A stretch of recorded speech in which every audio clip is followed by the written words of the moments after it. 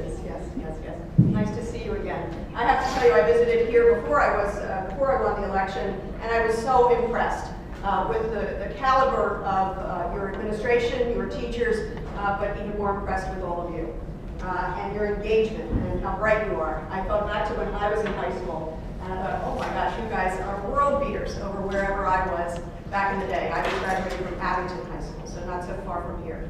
My name is Madeleine Dean, and this is what I did think we would do. I'll talk for just a few minutes about my story, my background, tell you, and then we'll talk about the legislative process a little bit. But I wouldn't mind if you want to interrupt and tell me things you care about. And I thought we could probably start with a theme. So if you would, while I'm telling you a little bit about my story, what I would like to have you think about is, do you know what is going to happen tomorrow on the national stage? There's going to be a particular address being given. Do you know what that is? Exactly, the State of the Union. So if you would, think about it. Think about the State of the Union. The President will address a joint session of Congress, and joined by his cabinet, joined by the Supreme Court. I will have the privilege of sitting there for that. But I'd like to hear from you what you think the State of the Union is from your very personal vantage point. So before I begin with my story, let me thank, first of all, the people who brought me here. Shay Ash, who is the president of the school board. Perhaps you know Shay. Our extraordinary teacher and leader, Jill Myers. Our superintendent, Mr. Dormer. And I'm really proud, and I apologize, I should have your names. That's a guy, Mr. Payon. Oh, I do have that. Mr. Payon and Mr. Santangelo. Yes.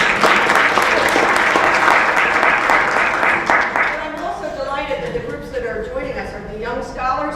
How about those who are young scholars? Clap. Student Union is joining us. Jóvenes Naciones. I just said that terribly. I apologize. They're running a bit late, but. Oh, they're coming. Again here. Unidad is here. Any other group that I failed to mention?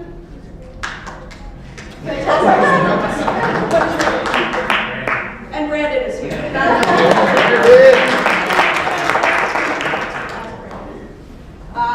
My name is Madeleine Dean, and I am a newly elected member of Congress. Came in this wave election of 2018, and I can't tell you how delighted and honored I am for this chance to serve, particularly at this time. Maybe some of you know what happened in this last election cycle, particularly here in Pennsylvania. In Pennsylvania, we had all new districts. Did you study about that a little bit? The Supreme Court of Pennsylvania, just 1 year ago, last month, January the 19th, declared our districts, our congressional districts, unconstitutionally gerrymandered, unconstitutionally fixed, rigged, and so they drew all new maps. So what Montgomery County was the last time around in 5 different districts, carved up into 5 different districts with not one congressman living in the district. Now 97%, come on in, welcome. She actually just recognized over this Anaxiona, so this is the group there. Ms. Salazar. Welcome. Thank you.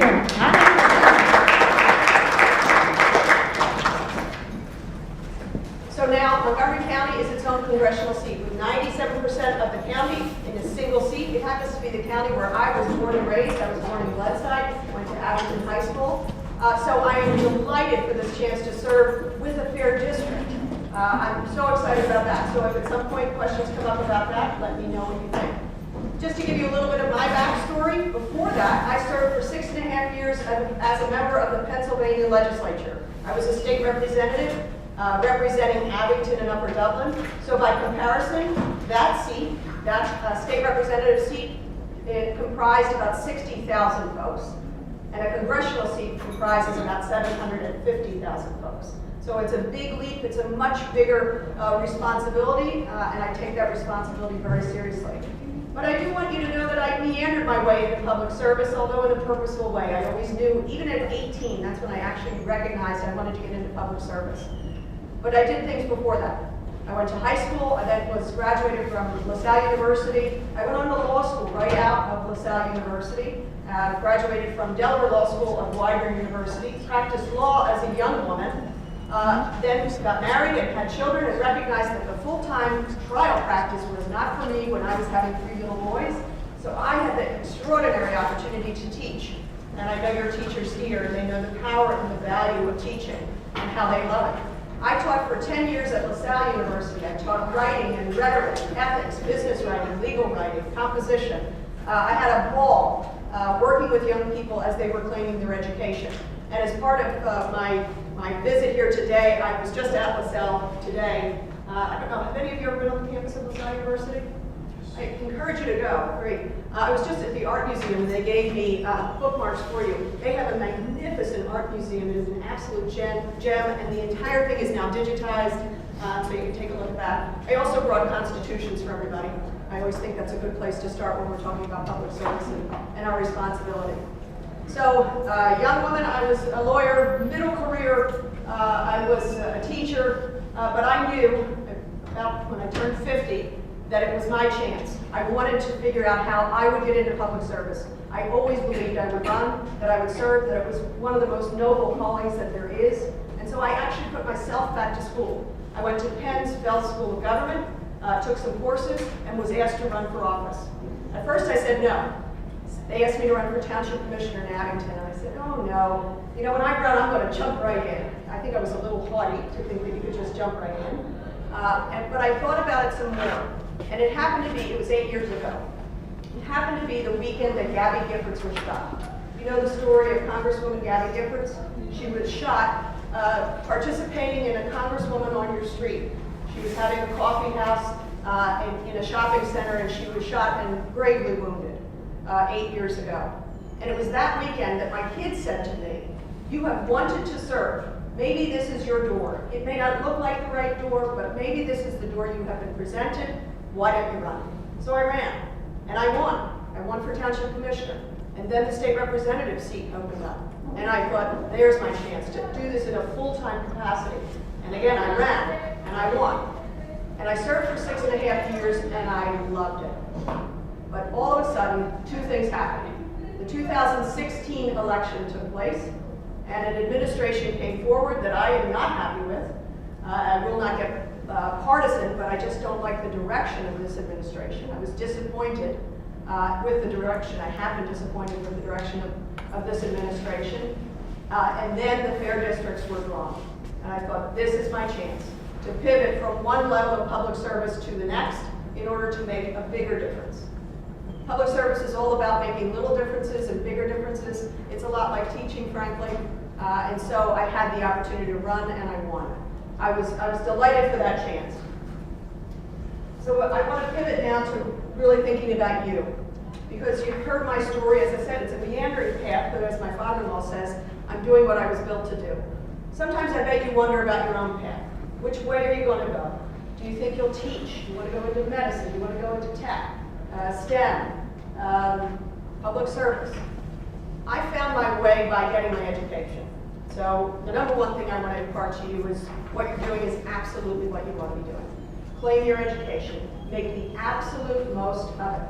Because it's by claiming that education and joining these different leadership groups that you have joined that you will expose yourself to really neat ideas, things you may not have ever thought about, people you may not have ever expected to meet. You'll find mentors along the way, and you'll find that you might find the exact thing you want to do, something that you will absolutely love. So let's pivot to the notion of government and good government. What do you think? Let me throw this out to you. What do you think in our American democratic process is good governance? What does good governance mean to you? Public service, good governance, yes. Reflection of what the people want. What the people want. Okay. Other ideas? Yes. I just want to talk about answer something you talked about before with the fair districts. Yeah. You know, previously with the gerrymander district, you ended up having uncompetitive districts, which led to more like extremely partisan candidates. That's correct. Now with the new fair district, do you feel that there's going to be more moderation, or at least, you know, because now with you're going to have to try to appeal to many people within the district as opposed to just your base. So how do you, like, what do you feel about the fair district thing? Do you think that'll kind of bring a little bit more compromise and moderation back to Congress, or at least in I Pennsylvania? hope it does, and I'm glad you asked that.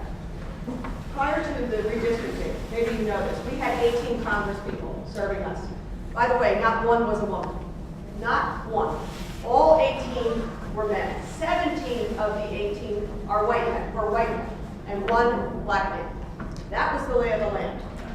By demographics in terms of were they Democrat or Republican, it was 13 Republican and 5 Democrats. Now you might say, well, what's the registration? Do you know what the voter registration across Pennsylvania is by percentage? What do you think it might be? Democrats to Republican. What do you think? 50-50. And yet look how skewed it was. 13 Republicans to 5 Democrats, and that's entirely as a result of gerrymandering. They pack districts so that they become incredibly uncompetitive. And one of the compelling things, the way that you think about it is, gerrymandering has politicians picking the constituents instead of the constituents picking your politician, your representative. So the Supreme Court broke that. And what happened? We wound up with 9-9. Think of that. In a single election cycle, we balanced it, at least politically, in terms of partisanship. And 4 women won. I happened to run with 3 other women. We had something called the Fab Four. I don't know if you know what the Fab Four used to refer to. Anybody here old enough to know who the Fab Four were? Who was it? I'm thinking of a different platform. I think it was the Beatles. It was It was the Beatles. So we 4 women ran together. We did some events together, and we called ourselves the Fab Four. All 4 of us got across the finish line. But the bigger part was, first of all, the incredible lack of diversity prior to this election, but also the skewing as a result of gerrymandering. Does that kind of answer it? And you're asking what will happen now in Congress. Will that create more moderation? I think it will. It will create an incredible fresh energy. This Congress is the most diverse, I brought my pen, this is the 116th Congress of the United States of America. And I'm honored to have this pen. It is the most diverse Congress ever in our country, with the most women ever, the most people of color. First time we have had Muslims, Native Americans. We stood for a class picture. Do you guys do class pictures still? I don't think I did a class picture since I was in elementary school. We stood outside the Capitol in a class picture, and I just looked up and down these bleachers at the beautiful diversity. So the impact in Pennsylvania was dramatic. Not every state enjoyed fair districts, but I do believe this Congress will be one of provocative ideas from the left and still some from the right. But you're right. I think it's going to be about getting some work done. Yes. So this is kind of related to his question was, so now that you have the new districts, with your district split 50-50 between Republicans and Democrats, so how are you going to represent for both sides of the party? Thank you. That's a great question. And physically, my district is a little heavier on the Democrats. Across the state, if you add the numbers up, it's about 50-50. Different areas have different registration levels. So Montgomery County, it is a little higher Democratic now. In my youth, it was very high Republican. It has switched, it has turned over. But I have an obligation to make sure I'm listening to everybody. I don't represent, now that I'm in Congress, just Democrats or just people who think like me. I have an obligation to listen to everybody, whether you're a party affiliated or not, whether you're registered yet or not. How many of you are registered voter? You guys are registered voter? Good, you'll get more as you become of age. So my obligation, I believe, is to actually, in a very fair way, listen to folks, believe in what I believe in, educate myself on the issues, and not be so rigid as to think I know it all and it's my way or the highway. I'm very delighted to tell you, when you get to Congress, you get assigned committees. So I was assigned to 2 committees I really wanted to participate and do the work of. The first committee I am on is Judiciary, where we will be doing substantive legislation on things like gun violence, civil rights, criminal justice reform, immigration, but it is also an investigatory body. So we'll be taking a look at, for example, this Friday, we will have in front of us Acting Attorney General Whitaker. So I really look forward to the work of that important. Excuse us. Hello. How are you? I just kept secrets in my building today. Oh, That's awesome. So, you you joining us? Actually, I have a cultural deficiency.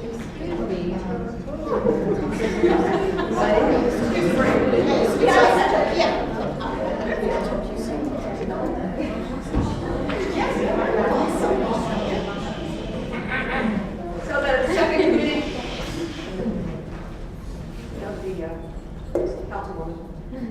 the second committee that I have the honor of serving on is financial services.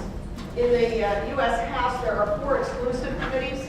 Exclusive committees, usually freshmen don't make it, but I was asked by Maxine Waters to join her committee, and so I'll be on financial services, taking a look at issues of diversity, oversight, and I think government reform. I'm forgetting my other subcommittee. So those are some of the areas where I will be concentrating in my work. So let's go back to the state of our union, the state of our government. And I'm wondering how you think government impacts your life, for the good or for the not so good. So could you think about that and maybe give me some feedback? How does government affect your life? Whether it's local government, or state government, or county government, federal government, how does it impact your life? For the good or not so good? What do you think? I mean, we have a lot of municipalities, responders and all that, who, are pretty involved in our daily lives. And we try not think about them as government. Say that again, think about that. Think about them as like government, like it themselves would be kind of hard. So that's just one way that they. It's very true. And I think about whether it's police officers, first responders. What I have always found interesting in working with those folks in municipal government is an awful lot of them were veterans. They're born to serve, they are used to serving, and they wind up going on into more community service. So you're right, in some ways that is sort of quasi-governmental. Other ways that you think government impacts your life? Oh, no, you can. Governments everywhere in our lives. So, I mean, and it's also that when there isn't representation of like other communities, like it can be challenging. That's a very good observation. When you don't have representation for what your community cares about, what you think about, what you struggle with, or what you enjoy, then you don't have very effective government on your side. What do you think you're lacking in your life in terms of representation? I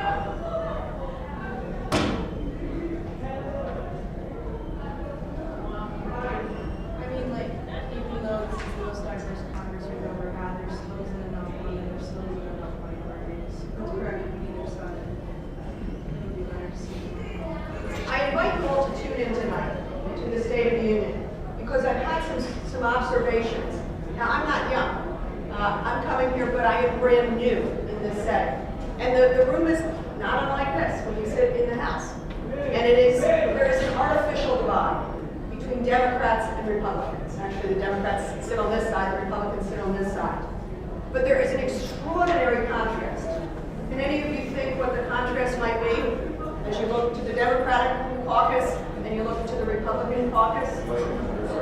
White law, lack of diversity on the Republican side. It's striking. It's absolutely striking. In the Democratic caucus, we elected more women, not just more women than men on the Democratic side, and all different diversity. The Republican side has to catch up. They got a long way to go. So watch that tonight. Take a look at the different colors. The women, I'll get you a little secret that maybe you already read about. All the women in the Democratic caucus tomorrow are going to wear white. Do you know what that represents? Why women wear white? Let me see something. Oh, that's not bad. Yeah, it's something else. It was the color of the suffragettes fighting for the right to vote, wore white. And this is the 100th anniversary of the amendment that allowed the right of women to vote. We know that was not perfect. Women of color, it took a whole lot longer, but that was the color. It is a color. It is a purity. It is those kinds of things. But it is to send a signal that when they're here. Yes. I would go back, I would go back to the question. When you say all those that helps us, Yeah. I would say the military. But I also have a question. Okay, I have a question about the military, which is there any like for the like for veterans when they want to certain stuff, then they can get back to like after the military? Is there any programs that are here to help them out like after coming back? Do you have veterans in your family? No, but I know people that can drugs addicts, drug addicts, homeless, that can help them after that. There are, but not enough. So through the Veterans Administration, through the VA, there are many programs available. But we do know that the care and treatment is spotty, not consistent, depending upon where you come home to. And we also know that veterans, am I blowing any buzzers here? Are we all right? I don't know if you've read recently the statistics on veterans and suicide. The spike in suicides among returning vets is real and increased again last year. One of the issues I care deeply about is gun violence. And what we saw last year was 40,000 people in this country died of gun violence, over half to suicide by gun, and a disproportionate number are veterans. So we are not, through the programming that we currently have, helping enough. Unfortunately, I think you all know this, we have stigmatized certain things around mental health, for example. Folks come home, they have ably served our country, and they're suffering with PTSD, post-traumatic stress disorder. We don't recognize it sometimes. We don't see an actual wound. We can't tell sometimes of those injuries and those conditions and the need for mental health services. And so we're not doing enough. But through my office, if you know any vets, we're trying to connect to programming, to treatment, to opportunities, or educational opportunities, work opportunities, training. I'm happy to connect vets. We have a person in particular who is a vet who's working with me on staff. Yes? So, like, how much responsibility does the mental health community have? As the The mental health community have? Like, you say they come back and we're not giving them like, all the help they need. And, like, I also see that there's also like a very big opioid epidemic that's going on. Like, what plans does Congress have to relieve that? I am so glad you brought up the opioid epidemic because I want to shine a light on that. I have worked on that issue at the state level. I will continue to scream and rant about it. I just cited you the statistics on gun violence, 40,000 people a year. That's more than 100 people a day. You know what the death rate was in 2017 to overdose? 6,000? 72. It went from 66,000 in 2016 to 72,000 people in this country died of overdose in a single year. You know what that translates to every single day, 365 days a year? 200 people. So I always say, liken it to an airline. What if an airline a day with 200 souls on board crashed in this country, killing all 200? Wouldn't we do something about it? Wouldn't we be stomping up and down the streets? And what would we want to be asking of our government? How should government respond to that? What are your ideas? Because I have a few. What are your ideas? What should we do? What obligation do we have to try to save lives? More restrictions, I guess. Like, you just can't hand somebody like a pill just because he's from a pain or something like that. And, like, in my honest opinion, instead of using opioids, I prefer using marijuana. Like, it's still legal, so you can't do nothing about it. So, Well, the good news is Pennsylvania at least passed medical marijuana. We did do that, which I'm shocked. I was a supporter of that. I voted for that. Very proud of it. But yes, hold drug companies responsible. That's number one. Hold doctors responsible for responsible prescribing. I was looking over and choosing my health care in my new job. And so I compared two plans. A Blue Cross plan and a United Healthcare plan. These are both on the exchanges, on the Obama exchanges. And I looked down to opioid treatment, addiction, substance abuse disorder. And under the blue plan, the deductible was $1,000 for inpatient treatment. Guess what the other plan said? Deductible $1,000 a day. That tells you how we allow our society not to recognize the disease of addiction, not to say it is a disease. Would you do that if you were treating for cancer? Would you say it's $1,000 a day for you to treat for that cancer? No, we stigmatize the disease of addiction and we allow insurance companies to basically not cover. That's the signal there. We're not covering that disease. So I think we as a Congress have a serious obligation to reduce the number of pills on the street, just like you said, through regulation, through coming down hard on any distributors who illegally distributed and flooded markets, but then also to recognize the need for treatment, honest treatment. A few things. One, to expand on his point, instead of regulation, I think it would be better to take the power away from the drug industry.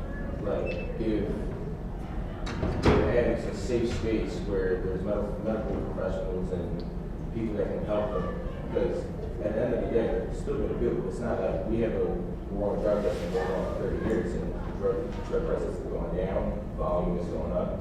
So wouldn't it just be smarter to make sure that if they do it, they're in a safe place where they won't pass away or overdose and they just be safe? Yeah, I utterly believe that. There should be safe places. And the hope is that with that safe place and medical oversight, that you would actually get more people into treatment, not be just finding them on a street corner and trying to narcan them and bring them back. So if you in Congress, would you fight for that type of, Yes? instead of 30-year war on drugs? Yeah. And stop the criminalization of it. You know, this an awful lot of people with the disease of addiction are sitting in jails. And if you don't mind, mention her point about our representatives representing the constituents. So apart from diversity, because the 116th Congress has a lot of diversity, practically all donations come in from corporate PAC money and youth PAC money. So do you believe that a congressman that takes those funds over, well, not over, but they take a lot more of those funds than small dollar donations, do you think that they can adequately represent the constituents instead of the corporations? You have put your finger on one of the biggest problems in politics, and it is money. Yeah, I feel very strongly about that, because I feel like if a congressman is, or a congresswoman is susceptible to take that money, I feel like that they're susceptible to corruption as well. Right. Because Here's the lay of the land. And the state government, when I was a state representative, it's strange. There are no limits on the contributions. So my neighbor could give me $25,000. They're wealthy and they've got a lot of money, and that I want you to be state rep. I have to report it. There are obligations of reporting. At the federal level, there are greater limits. So union money, for example, subject to $5,000 cap. Individual money subject to $2,700 cap for the cycle. Individual contributions, again, $2,700 cap. So I have taken contributions from individuals, from unions, proudly from unions, and from some companies. I'm very picky about what companies I will take contributions from. And it has to be within the legal limits, and you have to declare it, obviously. What I'm really excited about with this Congress is the very first bill that we have introduced, and we just had our first hearing, you saw that already. Very good. H.R. 1, and it was purposefully reserved, the number H.R. 1 has to do with campaign finance reform and access to voting and ethical standards. I am a co-sponsor. The other piece of that is the problem of dark money. Citizens United. You know that Citizens United said that, is that the trapdoor? That means I'm done. Come on. Citizens United is the dark money. So I, as an individual candidate, can't take unnamed, unbounded dollars. But efforts against it, for example, independent expenditures can take place where you don't know who put the ads up. It can be hundreds of thousands of dollars with negative ads about a candidate, and that's allowed under Citizens United. So this HR 1 would go out and combat the dark money that Citizens United now allows. And one more problem. There's a lot more progressives and Justice Democrats coming into Congress.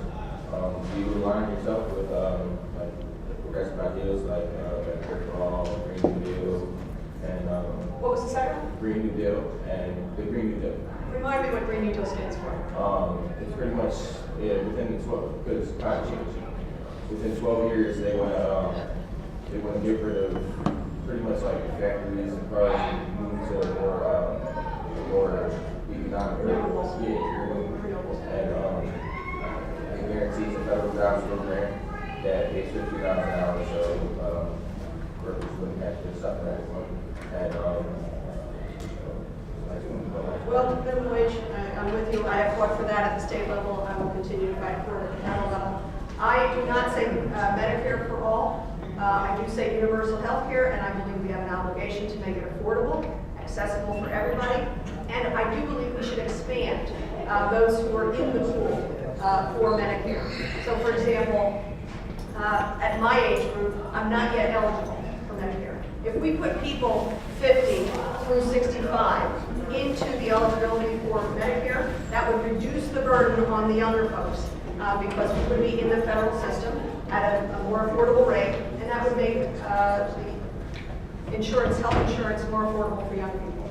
I certainly support the Affordable Care Act. I certainly support pre-existing conditions. No problem with pre-existing condition. Students on their health care, parents till 26, and we need to reduce prescription drug pricing. There's a lot to be done there. And climate change, yes, I tout the Pennsylvania Constitution. Article 1, Section 27 says we, Pennsylvanians, have the right to clean air, clean water, and the preservation of our natural aesthetic, our environment. We have the right. And so I fight for dollars from either EPA, DEP, to make sure that that happens. One last question. Do you also agree with AOC's marginal tax rate and her proposal? Increase. Increase marginal tax rate. And, I haven't come up with a number, but yes. And Bernie Sanders increase the state tax. I don't know the specific proposal, but at the state level, I voted against reducing the estate tax. We do need those revenues. We just can't really know. Support raising 77%. I'll have to see the numbers. I haven't analyzed that. But we know that our tax revenues are inadequate. We have to absolutely figure out how we distribute wealth appropriately, not to condemn those who are successful, but to make sure they pay their fair share. So you do I would increase on the very, very wealthy. Yeah. And of course, this administration did the exact opposite. Right. Gave a tax cut to the most wealthy among us. Right. I'm going to take your question. We're kind of jumping around topic. That's fine. I would about what you were saying about the vet. Veterans, yeah. Yeah, my family is, they all do serve. And, so I've become always like fascinated by it.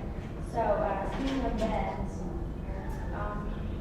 when they return, I see increasing rates of domestic abuse, affecting family members or strangers or themselves, PTSD and everything.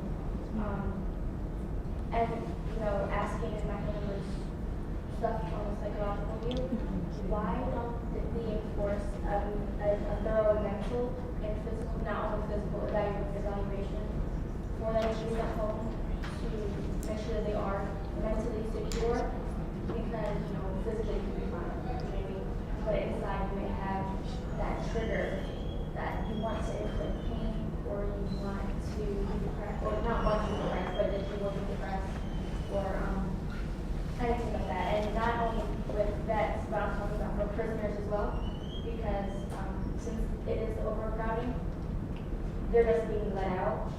Because I was hearing about the mental institutions as well. The mental institutions, they're just letting out, patients. For the prisoners who are serving long sentences, why don't they get mental evaluations too? Well, they do, but I think that your question is at sort of the core of our democracy. You're talking about people who have served our country, and they complete their service and it's time for them to come home. We shouldn't block them from coming home because of their civil liberties, and we should thank them for coming home, but we should make sure that when they do come home, they have everything available to them, a full clearance of mental health. And if they don't have a full clearance of mental health, access to everything that could help him or her get to a better mental health state. I don't want to incarcerate anybody coming home just because they are struggling with PTSD. But so it's an extraordinary balancing act that we have to do in this democracy, to thank those who have served us, honor them for their service by making sure they have every resource available, whether it is mental health services, skills training, education training, all of that. Let me just say, small other hands, and I don't want to. Okay, and then let me try right here this way. I just have one question. How do you feel about kids our age or teens our age or kids younger leaving college with a much greater debt than our parents have? Like, because my teacher was telling me that he left school with like $17,000, right? That's correct. But my friend over here is doing the math, and he's going to leave with about $70,000 in debt, and that's a lot. And the jobs that we want or that we can get might not pay us back enough to cover the debt. Well, I told you I was a university professor. So there's nothing I want more than for young people who want a college education to go get it. And there's nothing that is worse than watching, in my 10 years at LaSalle University, from 2001 till 2012, I saw the costs going up. I saw students coming in first year, really starry-eyed, excited about the whole experience, living on campus. Then they would come back second semester and say, well, I can't afford to live on campus anymore. And then they would come back and say, well, I'm now going to have to be part-time because I cannot even afford to live off campus. I need to work more. So I just saw this decline in many ways. And of course, on the flip side of that is those who are seeking their educations are being saddled with incredible debt. Totally wrong. What I believe in is, and what I am trying to propose legislation around, is free community college. What if, instead of that massive tax cut that we gave to the wealthy, we took, the estimate is $60 billion for 10 years. We took $60 billion and tried an experiment, offering everybody free community college to jumpstart your education or to get your associates or go on for other training. So you would not have any debt and you would have had the chance for higher education, a chance to explore where you might want to take your career. We should be doing investment like that. The flip side of it is, we should not be charging interest on college debt. If you do have to take on college debt, why would we charge or allow to be charged, either through the government or private, 6, 7, 8, 9, 10, 11% interest? If you can buy a car for 0% interest and we incentivize that, why wouldn't we incentivize young people to go get their education and have you pay it back without interest? I think there's all kinds of things we can do if we would prioritize that. But it's going to take a whole lot of more progressive people like me who get that college debt actually saddles young people and can derail you, and can utterly derail you from completing your college experience, or if you want to go on to professional degrees beyond that. So what I would suggest is if you have anything, and I know your teachers and administrators are connecting you to grants and scholarships and all kinds of opportunities, but if there's anything I can do to try to help you before legislation passes, like the stuff I'm talking about, let me know. Yes. I'm just going to speak because maybe the students in this effects don't want to speak, but we have a lot of dreamers who go to our school, and they aren't even allowed to get financial aid. They're not even, most of them have to pay, they don't even get the in-state tuition when they apply to colleges. And these are kids who have some of the highest GPAs in our school. They're very involved, and us as teachers have to tell them, like, your options are very limited. They can't even get a driver's license anymore with the problems with DACA. So how are you going to help your new community here in Norristown? What are your thoughts on that? Well, what my thought is that we need to go back and not break the promise that we made to dreamers, not break the promise that the previous administration and other administrations had made to DACA young people, because you are an important part of our community. You hear arguments from this administration that we have so much illegal immigration and we have a real problem. What the economists actually tell us, we don't have enough immigration. We are actually going to wind up not having enough of the talent pool that immigration has provided this country forever. So and through these two committees, I will have the opportunity to speak on and co-sponsor legislation that will actually not break the promise to dreamers and make sure that they have access to financial aid, to all the promises of this country, because you have all contributed to this country. To me, what we have seen out of this administration, talking about those who have come from other countries, is immoral. We are a country of immigrants, and it is our immigration that has made us stronger. It is our diversity that makes us stronger. That's why I tell you, when I look around this Congress and I see the extraordinary diversity of experience, color, ethnicity, religion, is what makes us stronger. So I'll be among those who will champion full rights and full participation. Thank you for that question. I appreciate that. Yes, sir. Yes, going back to what he said about safe places. How would you establish safe places without bending the law and also make people make more money than they already make?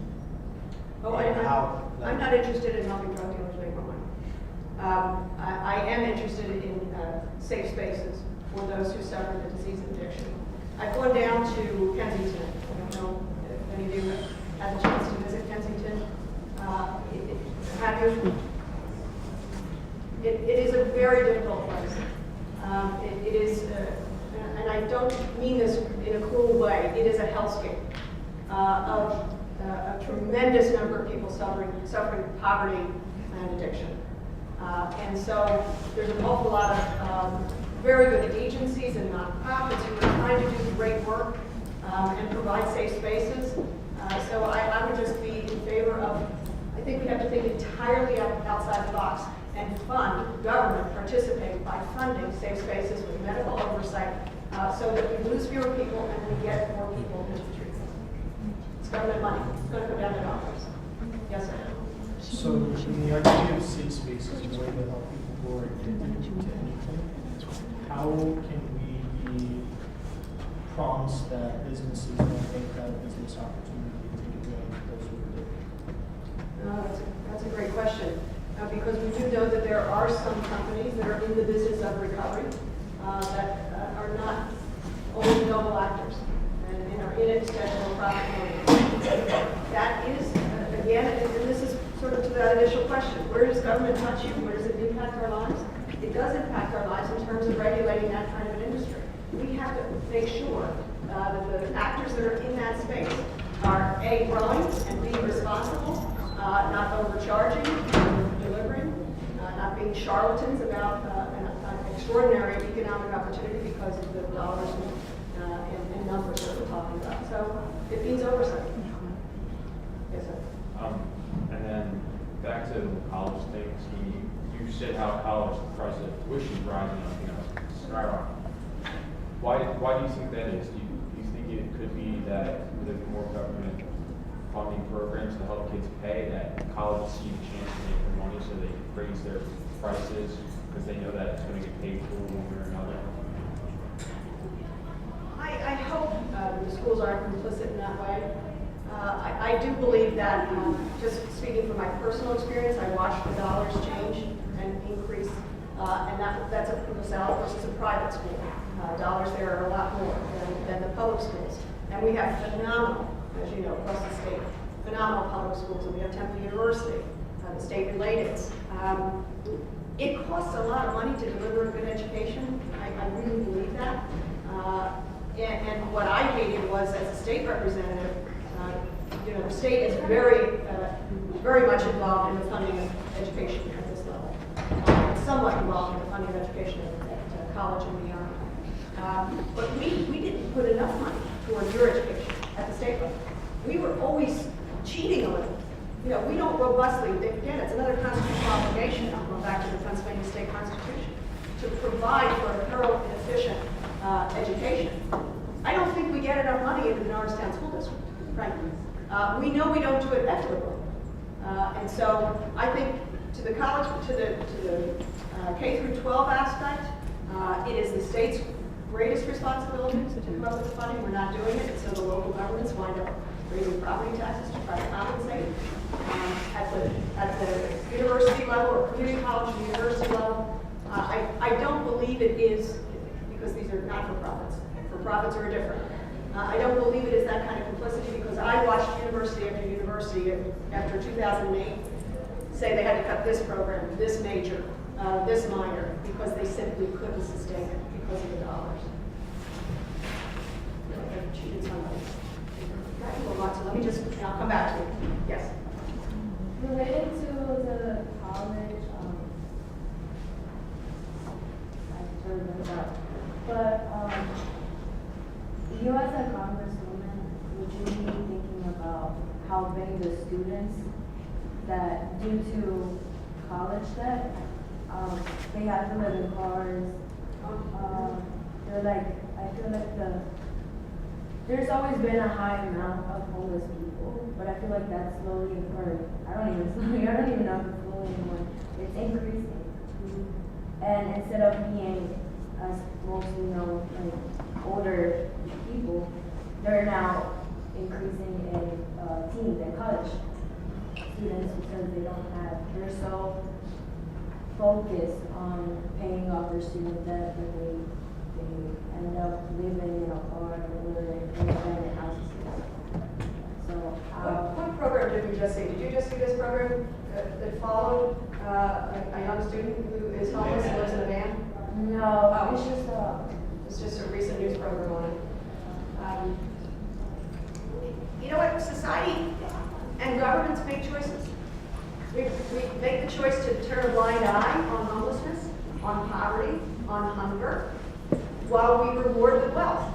And we give away billions of dollars in tax cuts to no wealthy, and falsely argue that they're going to be an engine for those who are hungry or poor or undereducated or underemployed.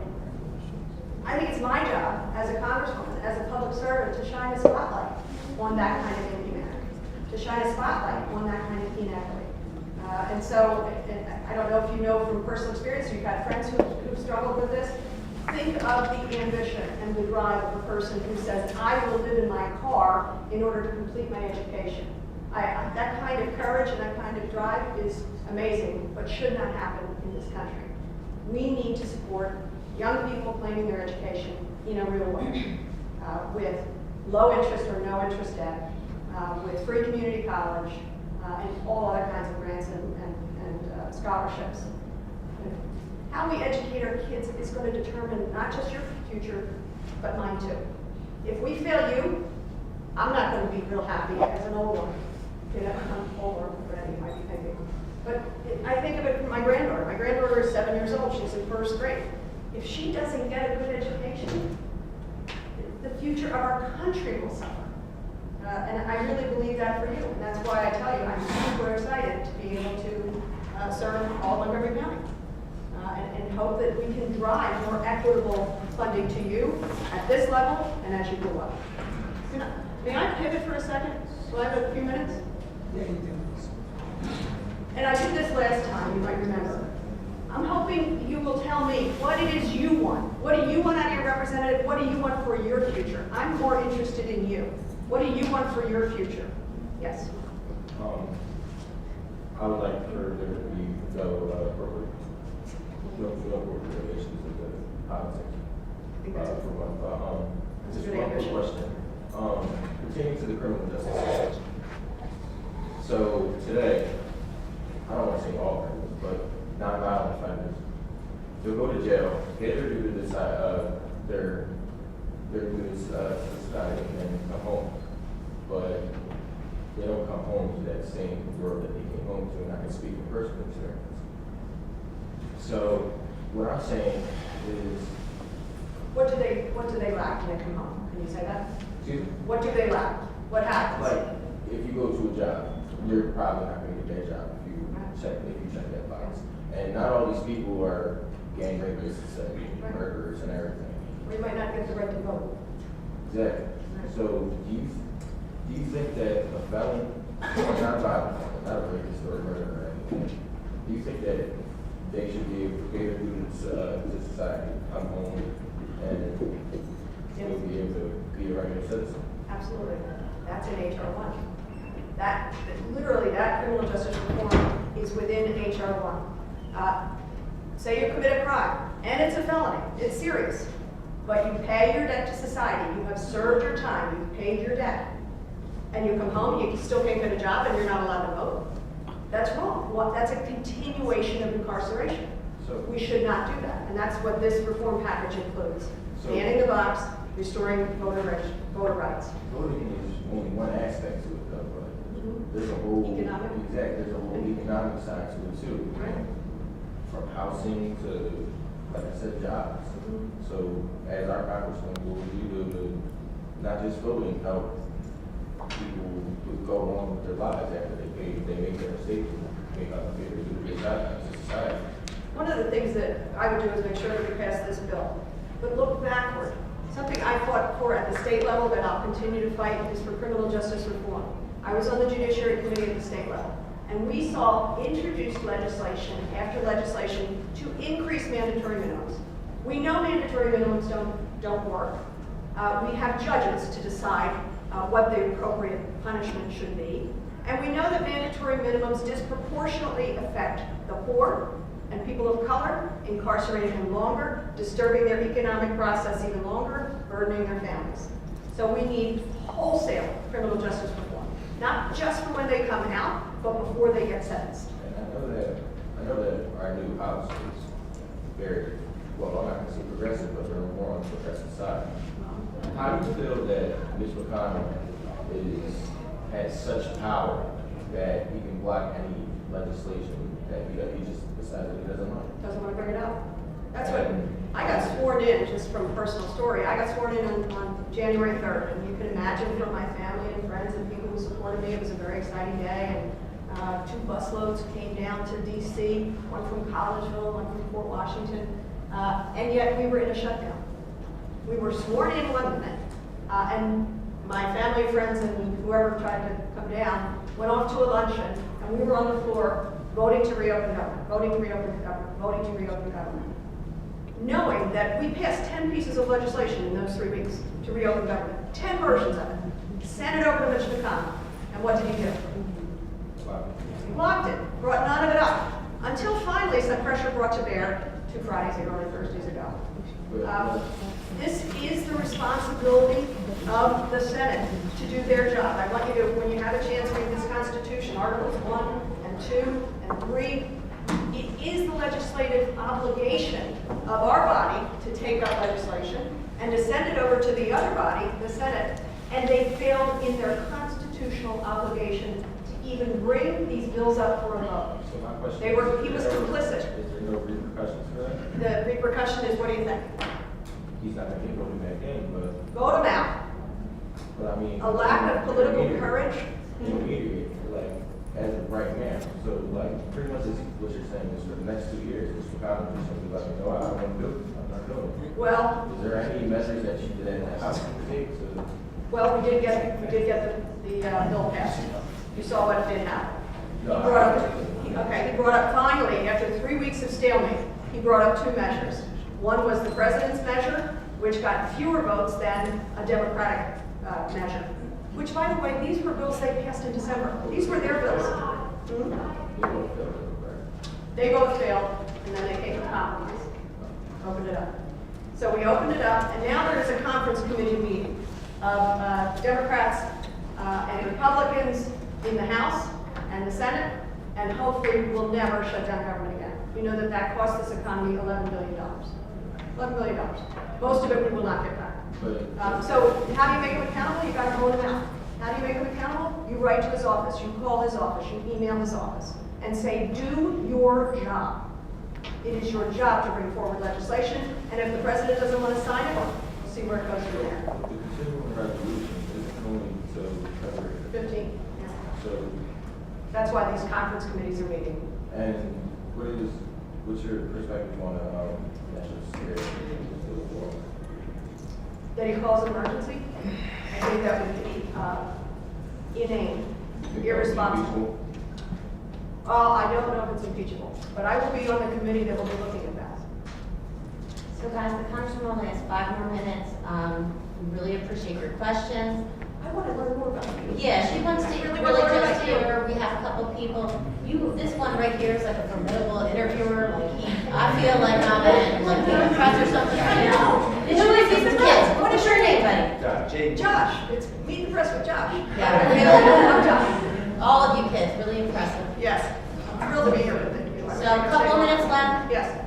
Also, some homeless or people that don't have like steady home plans, they have to stay incarcerated, like when they're incarcerated. That's correct. But like, is there any plans like to help that out, like work, like they can do work release to get money and have make their own plans? Cause like I know people that have stayed in jail for over 2 more years than they're supposed to, because they don't have a steady home plan to live in. Yeah, that is a part of this, it's an omnibus bill, HR 1, and it has reforms along those lines as well, also having to do with cash bail and other things that keep people incarcerated absolutely incorrectly. It's really slow in the coming. As I said, at the Pennsylvania state level, we could not get past many of these issues. That's why I'm really thrilled that we're looking at it at the federal level. So write to your legislators, write to people, and support HR 1. Go online, take a look at HR 1, what we're looking at in Congress. And those kinds of inequities and injustices are part of what's trying to be rectified. Yes, oh, I just, right over here. Josh is being pressed. This group right here, Yes. they're limited English, but they have been following your points about college, and they were whispering in my ear to help them communicate to you that what is really important for our community is to be able to at least make community college more affordable, so that they're able to get a part-time job and still be able to afford community college, because right now, even a part-time job cannot afford. Exactly. So either free, but if not, at least more affordable. Could you ask them, may I ask you, in community college, what might you like to study? Que me gustaría estudiar en el community college.